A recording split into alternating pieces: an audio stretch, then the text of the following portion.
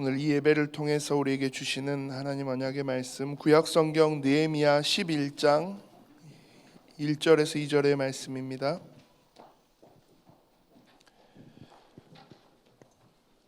구약성경 느헤미야 11장 1절에서 2절의 말씀 제가 봉독합니다. 백성의 지도자들은 예루살렘에 거주하였고 그 남은 백성은 제비 뽑아 10분의 1은 거룩한 성 예루살렘에서 거주하게 하고 그 10분의 9는 다른 성읍에 거주하게 하였으며 예루살렘에 거주하기를 자원하는 모든 자를 위하여 백성들이 복을 빌었느니라. 아멘. 위험을 감수한 용기 제목으로 담임 목사님 말씀 주시겠습니다. 하나님께서 가장 정확하게 하나님의 말씀을 주신다고 저는 확신합니다. 그래서 느헤미야 말씀을 통해서 우리 예일교회가 또 저와 여러분이 함께 중요한 교회를 살리고 또 교회를 세우는 그런 응답들 하나님이 분명하게 허락하실 줄 믿습니다. 말씀 받는 저와 여러분을 통해서 하나님은 중요한 사역들을 응답들을 주실 건데요. 교회 하나가 든든히 세워지면 그걸로 끝나는 게 아니고 그 교회 하나가 든든히 세워져서 나를 살리고 우리 가정을 살리고 또 더 나아가서 현장 시대를 살리는 그런 응답이 반드시 오게 됩니다. 우리 옆에 있는 분들 한번 축복하시면서 그렇게 인사하십시다. 당신은 교회 살릴 위대한 사람입니다. 한 번 더 그렇게 인사하십시다. 당신은 시대 살릴 위대한 사람입니다. 인사하시면서도 나는 별로 위대하지 않는데 뭐 이렇게 생각하실 수 있는데 아닙니다. 오늘 말씀을 통해서 여러분들이 확인하게 될 겁니다. 여러분들이 귀중한 하나님의 사람으로 하나님이 처음부터 그렇게 부르시고 택하셔서 중요한 자리에 저와 여러분을 세우셨습니다. 오늘 제목을 제가 느헤미야 11장 본문을 이렇게 묵상하면서 위험을 감수한 용기라는 제목을 제가 정했습니다. 굉장히 위험스러운 굉장히 어려운 상황인데도 불구하고 그 위험을 감수하고 중요한 용기를 냈던 사람들을 통해서 하나님이 어떤 일들을 행하셨는지 그것들을 저와 여러분이 오늘 말씀을 통해서 확인하려고 합니다. 제가 전에 한번 그런 글을 읽은 적이 있어요. 전영창이라는 교장 선생님의 이야기인데요. 일제시대 때 굉장히 나라가 어려워지고 힘든 상황에 굉장히 똑똑했던 굉장히 엘리트였던 이분이 일본에까지 건너가서 공부도 하고 신앙생활을 굉장히 잘하던 분인데 일제시대 때 신사참배 그리고는 뭐 이런저런 많은 핍박이 가해져 올 때 신사참배에 동참하지 않고 반대하다가 감옥살이도 잠깐 하고 그러다 어떤 기회가 되어져서 미국으로 이제 유학을 하게 된 거예요. 그래서 1940년쯤 돼서 미국으로 유학을 가서 이제 석박사 학위 공부를 거의 다 마쳐 가는 중에 이제 졸업식이 며칠 남지 않았는데요. 이제 졸업식을 하게 됐을 때 이제 박사 학위를 받게 되는데 한국에서는 이제 한국 전쟁이 터져서 굉장히 나라가 위험한 상황들 소식이 점점점 들려오는데 굉장히 나라가 위태롭다라는 소식을 듣고 이분이 미국에 있는 그 학교 학장을 찾아간 거예요. 나 한국으로 돌아가야 되겠다. 귀국해야 되겠다. 그랬더니 학장이 하는 말이 아니 졸업이 며칠 한 12일 정도밖에 남지 않았는데 공부를 이제까지 정말 열심히 했으니까 학위는 받고 가야 되지 않겠냐라고 할 때 그분이 하는 말이 조국이 망하면 박사학위가 무슨 소용이 있겠습니까? 지금 당장 나는 나라의 부름을 받고 가서 어떻게든지 조국을 살리는 일에 헌신해야 되겠습니다. 라고 너무 확고한 생각을 가지고 결정을 해놓은 상태여서 학교에서 긴급하게 교수들 회의를 해가지고 학교 역사상 처음으로 졸업을 하기도 전에 먼저 학위 수여식을 개인에게 하고 이제 떠나 보낸 거예요. 그래서 학위를 받고 한국에 와서 중요한 그 전쟁의 상황 속에서 군에서도 사역을 하고 이렇게 많은 일들을 하고 이제 전쟁이 끝나가요. 끝나고 나니까 이번에 소문이 이제 다 퍼져나간 거죠. 굉장히 똑똑한 엘리트고 인재다 보니까. 그래서 여러 대학에서 초빙을 한 겁니다. 총장으로 오라고. 근데 이분이 다 마다하고 나는 이 조국을 살리려면 진짜 미래 어린 학생들을 가르쳐서 진짜 그 아이들을 똑똑한 진짜 하나님을 알고 중요한 세상을 볼 수 있는 그런 눈을 가지고 가는 인재를 키워야 이 나라의 미래에 희망이 있다. 나는 그 일을 할 거다. 그래서 모든 총장의 자리를 다 거부하고 아주 그때 당시 시골 거의 폐교 직전에 있었던 학교에 이제 교장으로 가게 됩니다. 그 학교가 거창고등학교예요. 너무 유명한, 지금은 이제 너무 유명한 학교죠.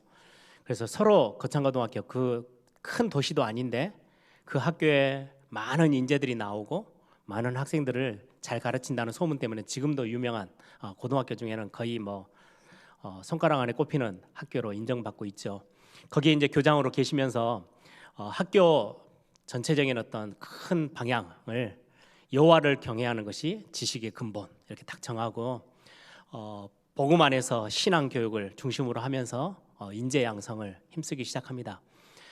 본인이 굉장히 위험했던 상황인데도 불구하고 조국을 살리고 또 중요한 미래 조국을 위해서 헌신해야 되겠다라는 것들을 위험을 감수하고 도전했던 그 용기, 그게 그대로 묻어 있는 게 지금도 거창고등학교 사이트에 가보면요, 직업을 얻는 데 있어서 10계명 같은, 그래서 직업 선택의 10개 이렇게 해서 10가지 항목이 나와 있어요. 제가 잠깐 소개를 해드릴게요. 그런 어떤 이제 학교의 가르침을 받으면서 자라왔던 많은 학생들이 한국의 굉장히 중요한 인재 자리에 서서 한국을 살리고 또 많은 역할들을 감당했던 것들을 알 수 있을 것 같습니다. 그 전영창 교장 선생님 중심으로 해서 그 직업을 선택하려면 어떻게 하면 좋겠냐? 그 첫 번째가 월급이 적은 쪽을 택해라. 두 번째, 내가 원하는 곳이 아니라 나를 필요로 하는 곳을 택해서 가라. 세 번째는 승진의 기회가 거의 없는 곳을 택하라. 또 모든 것이 갖추어진 곳을 피하고 처음부터 시작해야 하는 황무지를 택해서 가라. 앞을 다투어 모여드는 곳은 절대 가지 마라. 아무도 가지 않는 곳으로 가라.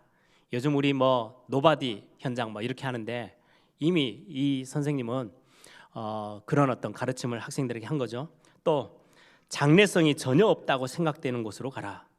사회적 존경 같은 건 바라볼 수 없는 곳으로 가라. 한가운데가 아니라 가장자리로 가라. 양 옆에 어떻게 보면 볼품없는 자리지만 그 자리로 가라. 아홉 번째가 굉장히 재미있는 구절인데요. 부모나 아내, 약혼자가 결사 반대를 하는 곳이면 틀림없다. 의심치 말고 가라. 부모가 또 옆에 있는 가족들이 여기는 꼭 가야 돼, 이렇게 해야 성공해, 그 말은 절대 듣지 말란 말이죠. 마지막이 왕관이 아니라 단두대가 기다리는 곳으로 가라. 뭐 이런 10계명, 직업을 선택하려면 이렇게 해야 돼, 뭐 이런 가르침이에요. 그런 어떤 굉장히 위험한 것처럼 보이는데 그걸 선택했던 그 용기가 어떻게 보면 한 나라를 이렇게 유지해 나가고 살려내는데 굉장히 큰 유익을, 그리고 많은 인재를 키웠던 그런 한 사람의 그런 대담한 용기가 그런 일들을 감당하게 돼요. 영적인 부분에도 마찬가지예요. 오늘 우리는 느헤미야서 지금 11장까지 왔습니다.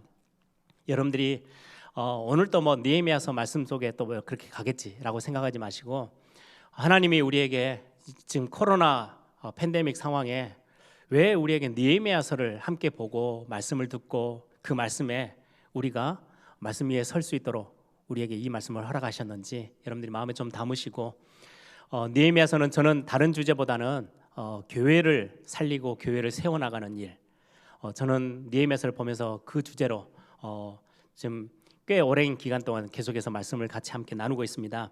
빠르게 앞에 부분들을 잠깐 이렇게 점검을 한다면요, 지금 원래 굉장히 화려하고 번영했던 나라, 그래서 다윗 시대, 솔로몬 시대 때는요, 다른 나라에서 와서 구경하러 와서 보고 싶을 만큼 굉장히 힘이 있었던 나라, 그리고 예루살렘 성은 특히나 많은 사람들이 부러워하고 그 번창했던 그 모습에 많은 사람들이 구경하러 올 만큼 굉장히 대단했던 화려한 과거를 가지고 있었던 예루살렘인데, 어느 날 언약을 놓쳐버리고 말씀과는 거리를 두고 어느 날 우상 숭배에 빠지더니 나라가 완전히 망하게 되죠.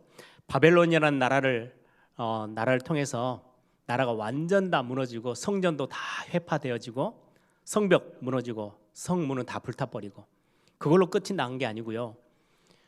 그 바벨론 나라에 우리의 자녀들, 똑똑한 인재들 다 포로로 종으로 다 끌려갔어요. 완전히 망해버린 거죠. 그런데 하나님은 예루살렘 성, 유다 나라를 두고 반드시 회복할 거야. 그런 언약을 주셨거든요. 그 말씀대로 하나님이 은혜를 베푸셔서 70년 만에 포로로 간 지 70년 만에 다시금 이제 귀환해서 옵니다. 첫 번째 스룹바벨이라는 지도자를 중심으로 해가지고 와서 성전을 다시금 재건해서 회복시켜요. 그런데 여전히 성벽은 무너져 있어요. 그러다 보니까 몇 번 적들이 공격에 들어오겠죠. 왜요? 막아 설 수 있고 보호망이 없다 보니까 적들이 와서 공격하고 능욕당하게 만들고 여러 가지 위험 요소들이 생기니까 성전은 지어놓고 예배를 처음에는 시작하다가 뿔뿔이 이제 흩어져 가요. 조금 더 위험하지 않는 곳, 살기 편한 곳, 내가 먹고 살기 괜찮은 곳. 왜? 예루살렘 성에서는 견디지는 못해요. 왜요? 성벽이 없고 자꾸 공격이 들어오니까 여기 있으면 죽게 생겼어요. 성을 다 떠났어요. 그러면 결국 어떻게 돼요? 예배, 성전은 있는데 건물만 있는 거지 예배는 다 멈춰선 거예요. 그리고는 한 80년 정도 지난 이후에 지금 느헤미야가 그 소식을 듣게 돼요. 고국 땅에 많은 자기의 민족들이 가족들이 포로 귀환해서 돌아가서 성전도 지었다는 소식도 들었는데 여전히 성벽은 무너져서 결국 예배 또 끊어져 버리고 그렇게 되면 어떻게 됩니까? 하나님의 말씀이 또 다시 하나님의 백성들에게 전달이 안 되어져요. 그러면 우상숭배 쪽으로 또 가겠죠. 언약 놓치는 영적인 상태가 되겠죠. 그러면 또 다시 멸망이 또 올 건데. 그래서 느헤미야가 자기의 중요한 자리들 다 뒤로 하고 성벽을 빨리 재건해서 예루살렘 성을 지켜내야 성전 예배와 하나님 앞에 그 언약 다음 세대에게 전달하는 거, 그리고는 외부에서 들어오는 적들을 막았을 수 있겠구나. 그래서 성벽을 재건하는 일에 온 힘을 다해서 시작하고 그게 이제 완공이 되어졌어요. 그게 이제 느헤미야서 쭉 온 거죠. 7장까지 해서 성벽을 다 재건하고 나서 그리고 8장부터는 성벽 세우는 게 그냥 단순한 목적이 아니었거든요. 느헤미야는 그 안에서 진정한 말씀을 통한 진정한 부흥운동, 회개운동, 올바르게 회복되어지는 그런 응답들을 소망했는데 그 일들이 일어나기 시작해요. 그러면서 말씀 따라서 순종하며 이제 놓쳤던 하나님이 명하셨던 절기, 특히 이제 초막절부터 회복하기 시작하죠. 초막절은 집 밖을 나와가지고 허름하게 그냥 이렇게 나무 가지로 집을 지어놓고 일주일 동안 거기에 거하면서 과거에 애굽에서 출애굽해서 광야 땅에 있었을 때 하나님이 하나부터 열까지 하나님의 전능자의 손으로 하나님의 백성들을 완전히 보호하고 지키셨던 그것들을 기억하고 기념하고 우리가 감사해야 되는 거구나. 그렇게도 어려웠던 시절에 하나님이 하나님의 백성들을 끝까지 책임지시고 인도하시고 약속의 땅까지 인도해 하셨던 그 하나님의 손길, 초막절을 통해서 그거 이제 회복하기 시작해요. 감사 회복하고 놓쳤던 원망 불평 다 던져버리고 감사해야 되는 거구나. 그리고는 이제 마지막 그들의 마음들을 결단해서 서약을 하죠. 하나님 앞에서 하나님의 전을 버려두지 않겠습니다. 예배 생활 놓치지 않겠습니다. 언약을 놓치지 않겠습니다. 그렇게 자기들의 서약을 쓰고 이름을 기록하고 임봉해서 보관해요. 그래서 지난주 메시지가 그거예요. 하나님의 전을 버려두지 않겠습니다. 그리고는 이제 11장으로 넘어와요. 이제 성벽은 다 재건되어지고 안쪽에 눈에 보이지 않는 영적인 부흥 운동도 일어났어요. 그리고는 이제 그게 다 끝나고 나니까 뿔뿔이 이제 자기가 살던 곳으로 다 가야 돼요. 그러면 어떤 현상이 일어나요? 예루살렘 성은 또 텅 비게 돼요. 성벽을 재건하기 위해서 잠깐 모여서 어떻게 보면 또 성 주변에 살던 사람들은 그날 와가지고 성벽 재건하고 또 저녁엔 자기 집으로 돌아가고, 멀리 있었던 사람들은 잠깐 거주하에 있다가 이제 성벽 공사가 다 끝나고 나니까 이제는 뿔뿔이 다 자기의 집으로 돌아가야 될 시간표가 됐어요. 그러면 성벽은 지어졌는데 성문도 닫아놨는데 안에 사는 사람이 없다면 어떻게 되겠습니까? 적들이 볼 때는 텅 비어있는 성이에요. 언제든지 또 들어와서 공격해서 그냥 삼켜버리면 끝나는. 그래서 느헤미야가 굉장히 중요한 사역을 시작합니다. 그게 오늘 느헤미야 11장에 나오는 말씀이죠.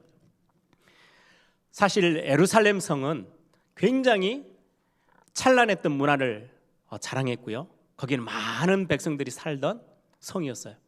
왕이 거주하며 거기에는 성전이 있기 때문에 많은 예배자들이 절기 때마다 또 중요한 시간대마다 예배하며 하나님 앞에 영광 돌렸던 굉장히 중요한 성읍 도성인데, 어느 날 우상 숭배하며 다 빼앗겨 버리죠. 황폐된 성읍이 됐어요.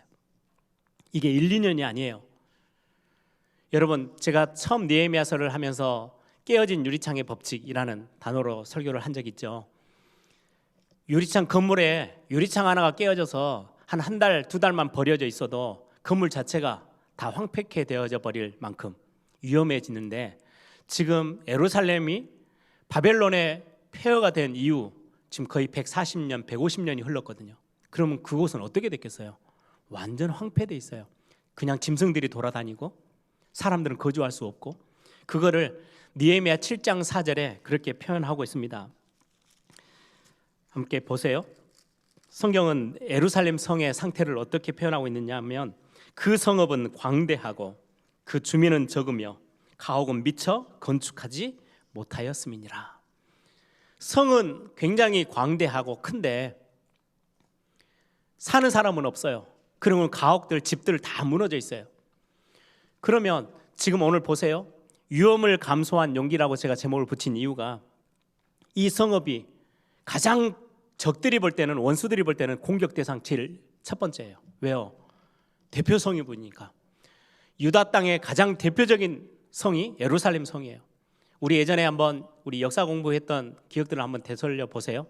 우리 또 뭐 영화나 TV 드라마, 과거에 이렇게 사극들 보시면 예전에 삼국 시대 때 뭐 고려, 뭐 그리고는 또 뭐 조선 시대, 이 과정이죠. 삼국 시대만 해도 백제, 신라, 고구려 이렇게 있는데요. 서로가 이제 막 아웅다웅하면서 싸울 때 어디를 공략해요? 저 시골에 있는 데를 찾아 들어가는 게 아니에요. 군대를 일으켜서 어디를 찾아가요? 가장 중요한 왕이 거주하고 있는 대표 성읍. 그래서 그 성은요, 든든하게 세웁니다. 가나안 땅 첫 시작이 되어졌던 여리고성도 굉장히 든든하게 가나안 족속들이 지어놨잖아요. 왜요? 거기가 무너지면 다른 데가 위험해지니까. 마찬가지예요. 예루살렘 성은 대표되어지는 성읍이에요.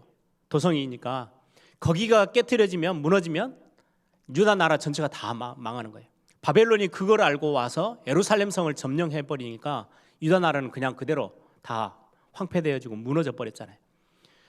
그래서 성읍을 새로 성벽을 다 지어놓고 성문도 달았지만 굉장히 위험한 상황이에요. 위험으로 따지면 1순위예요. 적들이 제일 먼저 공격하고자 하는 성이 예루살렘 성이라는 거예요. 로마가 유대를, 이스라엘 나라를 정복하려고 할 때도요, 예루살렘 성을 공격해요. 여러 민족들이 예루살렘 성을 공격하기 위해서 와요. 그걸 다 알고 있는 이 민족의 사람들, 유다 사람들이다 보니까 이제는 성벽은 다 지어놨지만 거기서 사는 게 굉장히 위험한 도전인 거예요. 그래서 그러면 이제 성벽은 지어놨는데 성 안에 사람이 살지를 않는다? 그럼 텅텅 비어있는 성이 되잖아요. 그런데 느헤미야가 지금 11장에 들어와서 오늘 1절 2절에는 어떻게 기록하느냐, 많은 사람들이 성 안에 살 수 있는 지금 굉장히 중요한 일을 행하기 시작합니다. 느헤미야가 1절에 보세요. 11장 1절에 백성의 지도자들은 예루살렘에 거주하였고, 첫 번째로 이제 그 성을 채우기 위해서 지도자들을 성 안에 거주하도록 해요. 그리고는 그 남은 백성은 제비 뽑아 10분의 1은 거룩한 성 예루살렘에 거주하게 하고 10분의 9는 다른 성읍에 거주하게 하였으며, 어떤 성경학자는 막 은혜 받고 진정한 부흥운동이 일어나고 나니까 이제 서로 예루살렘에서 살고 싶으니까 숫자를 조절하기 위해서 제비 뽑기를 했을 거다라고 이야기하는 사람들도 있는데, 제가 볼 때는 그거 아니에요. 굉장히 위험해요. 성벽을 쌓기 위해서는 잠깐 와서 사역은 할 수 있지만 거기에서 어떻게 목숨을 내놓고 살아가야 되는, 특히 그때는 또 농경시대다 보니까 바깥으로 나가야, 예루살렘 성은 굉장히 요새거든요. 산 꼭대기에 있어요. 그러다 보니까 먹고 사는 게 굉장히 힘들 수 있어요. 그러니까 사는 의식주 문제로 따지면 그냥 자기가 예전에 지금 어떻게든 살고 있었던 곳, 좀 평지를 향해서 가면 훨씬 나아요. 예루살렘에서 사는 거는 쉽지 않아요. 그래서 그 성에 있는 사람들을 채우게 하기 위해서 느헤미야가 제비뽑기를 하는 거예요. 10분의 1은 각 지파별로 아니면 각 가문에 10분의 1은 예루살렘에 의무적으로 들어와서 살아라. 제비뽑기를 해서. 그리고는 2절에 보니까 예루살렘에 거주하기를 자원하는 자들도 있었대요. 나는 예루살렘에 있고 싶어. 나는 예배하는 것도 중요하고 성전이 있는 곳에 나는 그곳에 나는 좀 힘들지만 거기에 내가 자원해서 거기서 살기를 원해. 이런 사람도 있었다는 거예요. 이런 부분들 사실은 성벽을 쌓는 것도 굉장히 힘들어요.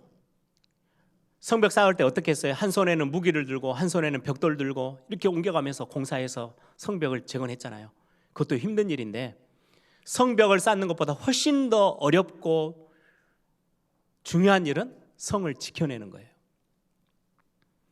성을 쌓기만 하고는 다 돌아가면 다시금 원수들이 볼 때는 텅 비어있기 때문에 아무렇게나 공격해 들어가면 돼요. 그런데 성에 몇만 명이 몇십만 명이 성 안에 들어가서 살고 있다? 함부로 할 수 없는 거죠. 굉장히 강한 성으로 보여지니까 외부의 적들이 공격해 오지 못해요.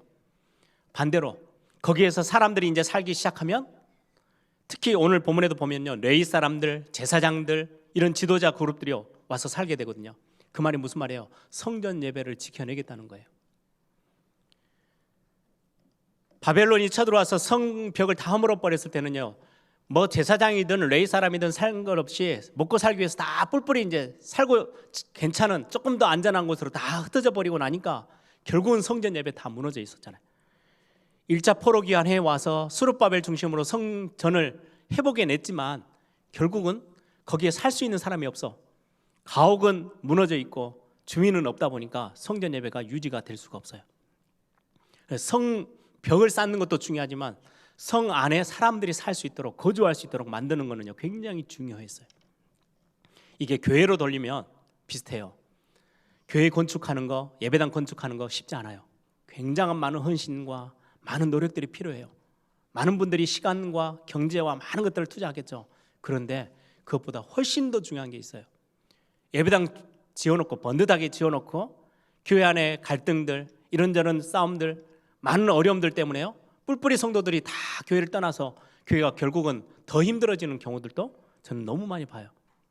교회가 예배가 지속되어지고 다음 세대에게 언약 전달할 때까지 중요한 영적인 흐름과 영적 분위기와 믿음의 신앙의 공동체가 그대로 유지돼서 그 예배당에서 하나님 앞에 예배하며 신앙을 지켜낼 수 있는 교회가 든든히 세워져 있는 그 부분은, 교회가 유지되어지고 교회를 지켜내는 것은요 건축 행위보다 훨씬 더 중요해요. 지금 오늘 본문의 내용은 그러한 내용입니다. 성을 지켜내야 될 이유가 있죠. 외부의 공격을 막아서야 돼요. 안 그러면 또다시 영적인 거 또다시 다 빼앗겨 버리니까, 예배도 빼앗기고 다 빼앗기니까. 그래야 우리의 영적인 부분들, 성전 예배로부터 시작해서 하나님 앞에 중요한 언약을 지켜내는 그게 가능해져요. 그리고는 더 나아가서 우리의 다음 세대, 내 자녀들, 외부의 공격을 막아내지 못해서 성전 예배 다 무너졌죠. 그것 때문에 우리의 자녀들에게 올바른 언약 전달하지 못해서 우상숭배에 빠지고 결국 이게 나라의 멸망으로 찾아왔었잖아요. 그걸 알게 된 지금 느헤미야는 예루살렘 성을 가득 채워야 되겠다, 사는 사람들을 있게 해야 되겠다. 그래서 지금 오늘 그 작업을 하기 시작하는 겁니다. 그래서 그 첫 번째로 지도자 그룹들이 들어와요. 교회로 따지면 중직자, 그렇죠, 중요한 일들을 맡은 지도자 그룹들이 교회 안에 있어요. 예루살렘 성의 지도자 그룹들을 거기서 거주하게 했어요. 이들이 어떻게 보면 제일 먼저 1절에 보니까 지도자들이 스스로 설선수범하고 앞장서서 그 위험하지만 위험한 것 가운데 용기를 내어서 오늘 제목처럼 위험을 감수한 용기 속에 예루살렘에 거주하기로 해요. 그리고는 두 번째 보니까 뽑혀서 10분의 1 제비 뽑혀서 와 있어요. 그분들은 어떻게 보면은 의도치 않게 와 있는 분들이에요. 자기가 원하지 않았을 수도 있어요. 그리고 와 있어요. 어떻게 보면은 여러분들 신앙생활 나는 저 교회를 가야 되겠다 이렇게 해서 노리고 오신 분들도 있겠지만 내 인생 살다 보니까 여기저기 이사도 하고 이 지역으로 갔다가 저 지역으로 또 직장 때문에 뭐 이렇게 옮겨오다가 어쩌다 보니까 에일교회 와서 지금 신앙생활을 하고 있어요. 예, 그러신 분들도 있어요. 또 어떤 분들은 오늘 본문에 보니까요, 자원에서 왔대요.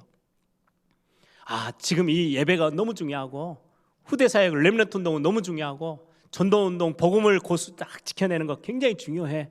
그래서 나는 이 교회에서 교회를 지키는 사역을 감당할 거야. 이렇게 마음 다해서 자원하는 심령으로 와 있는 분들도 있을 수 있어요. 자원하는 심령으로 왔다, 이 본문을 보면서 참 많이 부럽기도 하고요. 어떻게 보면 교회 안에 지난주에도 창조적 소수라는 단어를 썼죠. 그냥 교회에 다니기만 하는 수많은 무리보다 진짜 중심 담아 자원하는 심령으로 교회를 지키고 교회를 위하여 기도하며 헌신하는 소수의 몇 사람을 통해서 교회는 든든히 세워져 가기도 하거든요. 나라도 마찬가지고 한 단체도 마찬가지겠죠. 예전에 스탈린의 그 독재자 스탈린의 딸이 그 자기 고국에서는 살기가 힘들어서 미국으로 망명을 떠나왔어요. 그럼 망명 생활이 오랜 지난 뒤에 기자들이 찾아와서 미국에 망명 생활을 하고 있는 스탈린의 딸을 두고 인터뷰를 하는데 미국 가서 생활하면서 가장 힘든 게 뭡니까? 라고 질문을 했더니 특이한 대답을 했어요. 여기 와서는 이제 민주주의 국가잖아요. 내가 스스로 선택하고 내가 스스로 뭔가를 결정해야 되는 게 너무 힘듭니다. 예전에 자기가 나라에 살 때는 거의 그냥 공산 정권 하에서는 시키는 거 하고 뭔가 결정해 주는 거 내가 따라가기만 하면 되는데 여기 와서 내가 스스로 결정하고 스스로 선택하는 게 너무 힘듭니다. 예, 우리가 뭔가를 딱 결정해서 끌고 가는 거는요 굉장히 낮은 수준이겠죠. 신앙생활하는데 내가 스스로 결단하고 자원하고 내가 뭔가 중요한 것들을 마음에 담고 앞장서고 이게 쉽지 않은 일일 수 있어요. 그런데 그들을 통해서 하나님 굉장히 중요한 일을 행하시는 거죠. 위험을 감수한 용기, 굉장히 어렵게 적들의 공격에 제1순위로 되어져 있는 예루살렘 성, 그리고는요 지금 성벽 짓는 것도 굉장히 고생을 해서 성벽을 지어놨을 건데 가옥이 다 무너져 있어요. 그럼 집을 새로 다 지어야 돼요. 땅도 새로 다 일궈야 돼요.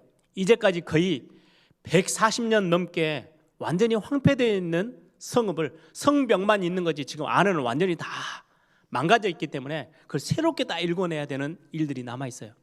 그래서 참 쉽지 않는 결정. 그런데 그 위험스러운 것들을 감수하고 용기를 내어서 지금 들어와 있는 사람들이 오늘 본문에 나와 있는 사람들의 이름들입니다. 오늘 11장 1, 2절만 읽었지만 이 예루살렘 성벽에 이제 성벽 안에 들어와서 예루살렘 성 안에 거주하겠다고 결정된 사람들의 이름이 11장 마지막 절까지 쭉 기록되어져 있습니다. 오늘 이 메시지에 저는 핵심이 어렵지 않지만 이런 부분입니다. 구약의 지금 느헤미야 시대의 예루살렘 성은 지금의 교회를 의미합니다. 그러면 예루살렘 성 안에 사는 백성들은 지금의 교회 안에 있는 성도들을 상징합니다. 이스라엘 백성들이 유대 땅으로 전부 다 흩어져서 살아요. 그는 이 현장 가운데 세워져 가야 될 하나님의 나라, 우리 보편 교회들의 모습일 수 있습니다. 특히 가장 중요한 교회가 중심되어져서 이 교회가 든든히 세워져야만 현장을 살릴 수 있어요. 그렇죠? 제가 처음에 서론에 말씀드린 것처럼 교회가 무너져 버리면 나도 무너지고 우리 가정도 무너지고 현장을 살릴 수가 없어요. 근데 교회가 하나가 든든히 세워지면 예루살렘 성이 공격받아서 수도이기 때문에 대표 성읍이기 때문에 무너져 버리면 나라가 무너지는 거예요. 그런데 예루살렘 성이 든든히 세워져 있으면 나라가 든든한 거예요. 교회는 그래서 중요한 거예요. 그래서 오늘 이 말씀을 가지고 우리가 적용한다면 하나님은 교회를 세워놓고 교회를 향한 하나님의 계획이 있어요. 어떤 계획이냐? 그 교회를 통해서 복음이 든든히 세워지고 말씀이 그 교회를 통해서 확산되어지고 선포되어지고 예배가 중요시, 그리고 예배가 지켜질 수 있도록, 예배가 흐트러지지 않도록 하나님을 향한, 하나님께 집중하는, 하나님을 섬기는 그 예배가, 하나님을 경외하는 그것들이 진행되어지도록 그 버팀목이 되어지는 게 교회거든요. 그리고는 이 예배와 개인의 모든 사람, 이 예루살렘에 사는 사람들을 통해서요, 이들이 살면 외부로부터 현장들을 살려낼 수 있어요. 교회는 빛과 소금의 역할을 감당하잖아요. 교회가 제대로 세워지면 현장 살릴 수 있어요. 교회가 제대로 세워지면 다음 세대, 우리 후대 렘넌트들에게, 내 자녀들에게 올바른 언약과 올바른 예배를 설명해주고 보여줄 수 있어요. 전달해 줄 수 있다는 거죠. 그러면 어떻게 하면 됩니까? 오늘 본문에는요, 아주 간단하게 설명합니다.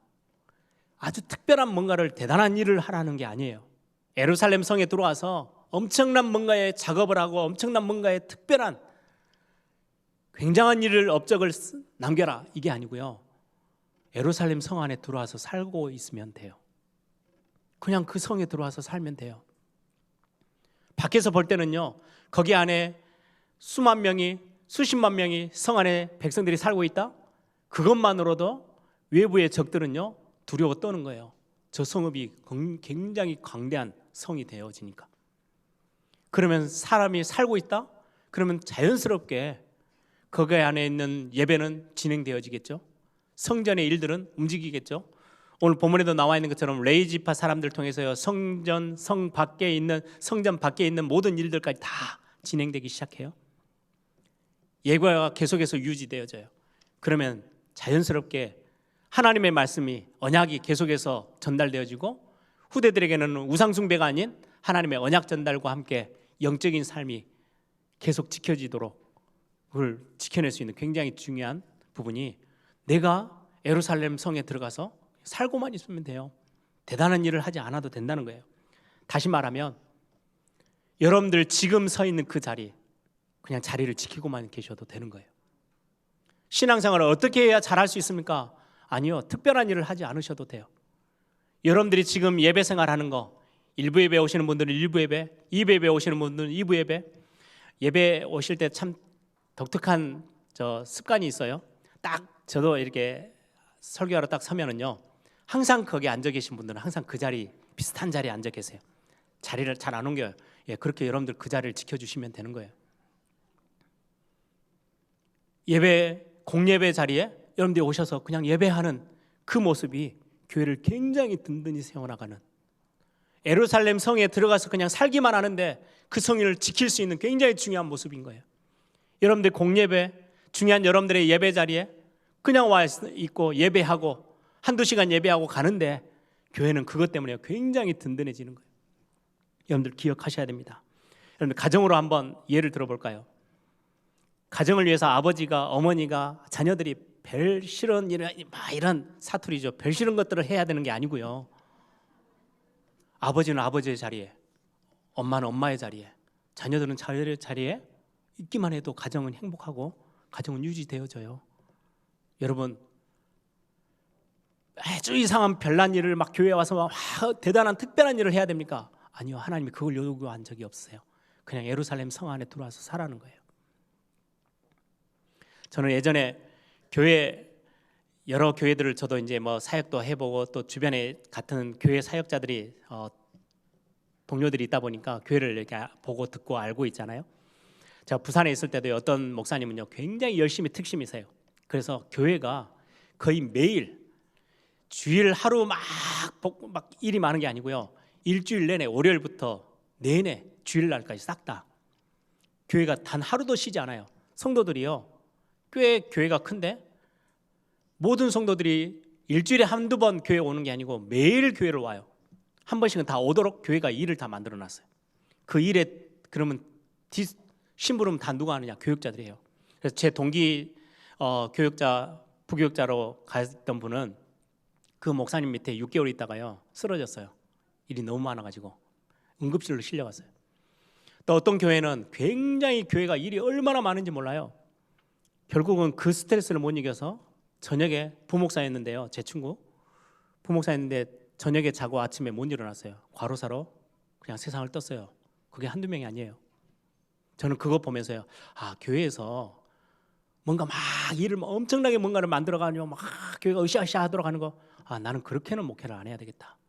그냥 예배하는 그 자체가 귀중하고, 우리가 와서 기도 생활하고 교회 안에서 올바른 복음, 하나님의 말씀 전달해서 그것 붙잡고 또 한 주간 살아가고, 중요한 일이 왔을 때 성도들이 함께 모여서 또 기도하고, 예배 생활이 지속되어지도록 돕는, 그냥 복음을 실제로 알고 누리는 정말 좀 편안한 교회, 그런 목회를 해야 되겠다, 뭐 이런 생각도 했었어요. 신학교 다니면서.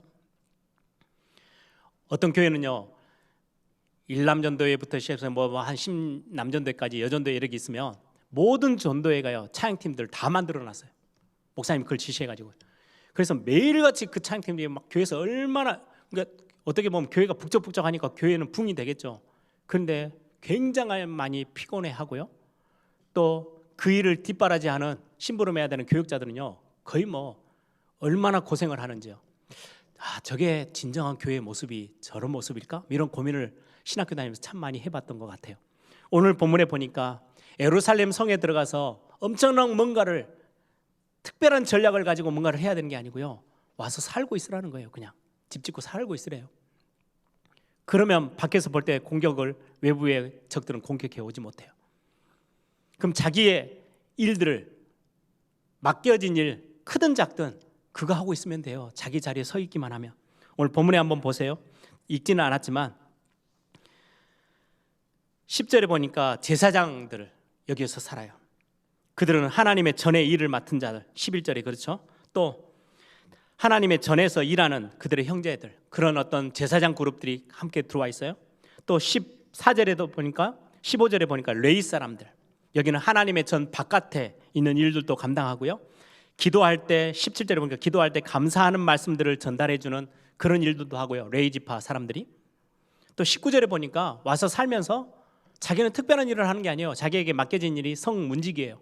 그래서 성문을 그냥 지키고 있는 거예요. 22절에는요, 노래하는 자들이 살아요. 하나님을 찬양하는 일 맡아서 시간 되어졌을 때 맡겨진 일에, 무슨 말씀이에요? 교회에 와서 교회에서 맡겨진 일, 봉사의 일들, 찬양되는 찬양대로, 뭐 특별한 거 아니에요. 그 자리에 서 있기만 해도 돼요. 그 자리를, 지금의 자리를 지키고 있기만 해도 되는 거예요. 그게 교회를 세워나가는 일이에요. 방송팀은 방송팀대로, 문화사역을 위해서 뭐 오케스트라를 기획하고 이렇게 같이 섬기는 분들은요, 뭐 특별한 게 아니고요, 그 일이 지속되어지도록 옆에서 같이 도와주고 기도해주고, 남녀전도회는 남녀전도회대로, 산업선교회는 산업선교회대로, 아침 일찍 와서 교사들이요, 뭐 특별한 일을 막 만들어내는 게 아니고 일찍 와서 아이들 돌보고 아이들을 위해서 기도해주고 그 자리를 지켜주고, 예배위원들은 예배위원대로, 중요하게 또 헌금 개수하시는 분들은 헌금 개수하는 그 자리가, 이 자리는 하나님 내게 맡기신 굉장히 중요한 자리야. 또 중직자들은 지도자들이잖아요. 조금만 앞서서 설선수범하면서 앞장서서 중요한 교회 중요한 일들을, 자기 그냥 맡겨진 그 일을 감당해내는 거. 내가 능력이 많지 않아도 괜찮아요. 저는 가끔 한번 그런, 이제 저는 렘넌트 사역하는 사람이잖아요. 굉장히 저 친구 참 괜찮다라고 이렇게 느껴질 때가 있어요. 저 친구는 조금만 훈련되어지고 가면 너무 좋은 일꾼으로 서겠네 라고 생각했는데요, 얼마 안 가서 흔들려 버려요. 이유가 뭐냐? 부모가 흔들리니까 자녀들이 흔들려 버리더라고요. 부모가 그냥 신앙생활하는, 그냥 그 예배 자리에 그냥 있기만 해도 될 건데 그거를 못 견뎌요. 시험 들고 이런저런 갈등 속에 빠지고, 그래서 결국은 예배 놓쳐버리니까 후대들에게 영향이, 자녀들에게 영향이 가더라고요. 뭔가 신앙생활은 엄청난 일을 감당해내는 게 아니고요, 그냥 여러분들 지금에 있는 그 자리, 예배 자리를 지켜내고, 그리고 교회에서 맡겨진 아주 작은 거, 안내위원이면 안내위원대로. 올해 우리 조직 중에 한 번도 일을 못 하신 분이 있어요. 그게 뭐냐니까, 성찬식 할 때 뒤에서 이제 성찬식 준비하시는 분 빵도 자르고 뭐 해야 되는데, 올해 지금 코로나 때문에 상반기 하반기 아무것도 못 하잖아요. 그런데도 그게 맡겨진 일이에요.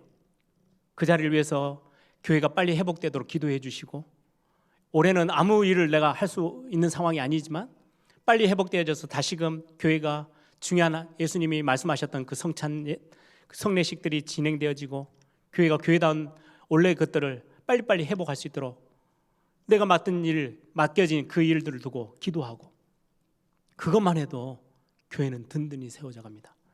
외부의 흑암의 세력들이 공격해 들어오지 못해요. 그것 때문에요. 예배는 계속해서 지속되어져요. 코로나 상황 때문에 우리가 교회에서 계속 광고하죠. 지금은 조금은 상황이 좋아졌으니까 현장 예배 같이 함께 하겠습니다. 그러면 여러분들이 많은 것들을 조심스러워 하지만 나와서 현장 예배를 지켜주시고 같이 함께 예배해 주시고, 이게 교회를 든든히 세워나가는, 교회를 지키고 교회를 세워나가는 굉장히 중요한 사역이 된다는 거죠. 들어와 살고만 있어도 흑암의 세력들은요, 교회를 공격하지 못해요. 예배는 유지되어져요. 그러면 자연스럽게 우리의 다음 세대에게는요, 언약 전달이 되어질 수 있어요. 그게 교회를 세워나가는 굉장히 중요한 사역입니다. 조금 더 펼쳐서요, 복음운동, 렘넌트운동, 이런 전도운동에 여러분들이요, 그 대열에 서 있기만 하셔도 돼요. 그냥 머물러 있기만 하셔도 돼요. 사실 저는 능력이 별로 없어요. 제 주변에 굉장히 재능도 있고 달란트도 뛰어나고 막 이런 친구들이 참 많이 있는데, 저는 거기에 비교하니까요, 할 줄 아는 게 별로 없더라고요. 어느 정도 능력이 없냐니까요, 한번 뭘 이렇게 딱 그 자리에 앉으면은요, 도망갈 능력도 없어요. 그냥 그 자리에 있는 거예요. 그게 제 특징이에요. 그래서 그냥 교회, 어느 날 하나님이 마음 주셔서 교회를 마음 두게 하시고 후대 사역에 마음 두게 하시고 복음 사역에 마음 두게 하시니, 저는 어디 도망갈 능력도 없으니까요, 그냥 그 자리에 버티고만 있었는데, 하나님 그것 때문에 주시는 응답들이 얼마나 큰지요. 오늘 본문에 지도자들도 와 있지만 예루살렘 성에 그냥 제비뽑기에서 뽑혀서 10분의 1의 사람들이 와 있어요. 능력이 좋다 안 좋다, 성경에 그 기록이 없어요. 뭐 대단한 사람이 얼마나 몇 명이나 되겠습니까? 자원에서 오긴 했지만 마음이 뜨거워서 나는 예루살렘 성을 지켜야 될 거야, 그래서 예배도 지키고 다 해야 될 거야 라고 자원에서 와 있는 사람들도 있지만, 그들이 능력이 대단하진 않아요. 근데 그게 별로 중요하지 않은 게요, 하나님은 우리의 능력을 필요치 않으세요. 하나님 능력이신 분이시니까. 그런데 그분들을 두고 하나님은 중요한 말씀을 하세요. 오늘 이렇게 어떤 분은 억지로 끌려와서 10분의 1 제비 뽑혀서 와 있는 사람도 있고 자원에서 와 있는 사람들도 있지만, 하나님 그 모든 사람들을 두고 뭐라고 말씀하느냐, 6절에 보니까요, 예루살렘에 거주한 베레스 자손은 모두 468명이니 다 용사였느니라. 어떻게 모든 사람이 다 용사였을 거예요. 힘없는 사람도 있고 부족하고 연약한 사람도 있고 그러겠죠. 그런데 하나님이 보실 때는 예루살렘에 거주하는 그 사람들, 14절에도요, 그들의 형제 큰 용사들이니, 하나님이 보실 때는 큰 용사래요. 제가 그래서 그렇게 인사했어요. 교회를 살리는 여러분들은 위대한 사람입니다. 그건 제 이야기가 아니고 하나님이 여러분들을 보실 때 위대하고 큰 용사래요. 시대를 살릴 여러분들, 그냥 마음 먹고, 야 그래 내가 어쩌다 보니까 예일교회에 와 있는데, 그래 내가 하나님이 나에게 허락하신 그 시간표에 난 교회에 이 중요한 예배, 내가 이 예배 자리를 지키고, 내게 조그마한 거 뭐 1년에 한두 번 돌아오는 헌금위원, 안내위원, 내가 그 자리를 최선을 다해서 지키고, 내가 맡겨진 찬양대, 내가 맡겨진 이런저런 많은 사역들, 내가 그냥 그 자리를 지키는 것만으로도 있는데 난 능력이 없어서 대단한 건 못해. 그런데 그냥 그 자리에 있을 거야. 근데 하나님이 보실 때는 여러분들을요, 큰 용사래요. 흑암 세력들은 그 모습을 보고 쳐들어오지를 못해요. 이게 교회를 세워나가는 굉장히 중요한 시작점이고 우리에게 하나님이 주신 은혜입니다. 말씀을 정리합니다. 처음부터 대단한 사명감, 뜨거운 사명감 가지고 자원해서 오지 않았다 할지라도, 교회 안에는 자원하는 심령도 있지만 그냥 어쩌다 보니까 10분의 1에 뽑혀서 와 있는 사람들도 있어요. 상관없어요. 그들이 감당해야 될 거는요, 예루살렘 성 안에 들어와서 도망가지 않고 그냥 살고 있는 것뿐이에요. 그러면 예루살렘 성은요, 든든해지는 겁니다. 여러분, 예수님이 그런 비유를 들으셨죠. 포도나무가 있는데요, 가지는 붙어있기만 하면 돼요. 우리는 그리스도 대신 포도나무에 젖붙임 받았잖아요. 우리가 뭔가 대단한 거 안 하셔도 돼요. 그냥 붙어있기만 하면 돼요. 그럼 나무가 저 뿌리에서부터 양분을 다 뽑아 올리고 그걸 다 가지에게 다 나눠줘서요, 아주 건강한 나무가 되도록 만드는 거예요. 우리는 가지예요. 포도나무에 그냥 붙어있기만 하시면 돼요. 떨어져 나가면 그때부터는 죽는 거거든요. 어떻게 하면 교회를 살리고 어떻게 하면 교회를 세우는 일을 할 수 있습니까? 얼마나 능력이 있어야 됩니까? 얼마나 대단한 헌신을 해야 됩니까? 아닙니다. 그냥 여러분들 자리를 지켜주시면 됩니다. 오늘 이 말씀이 여러분들에게 중요한 응답이 되어져서 교회를 세우는 일에 여러분들 함께하는 그런 축복된 일들이 있기를 소망합니다.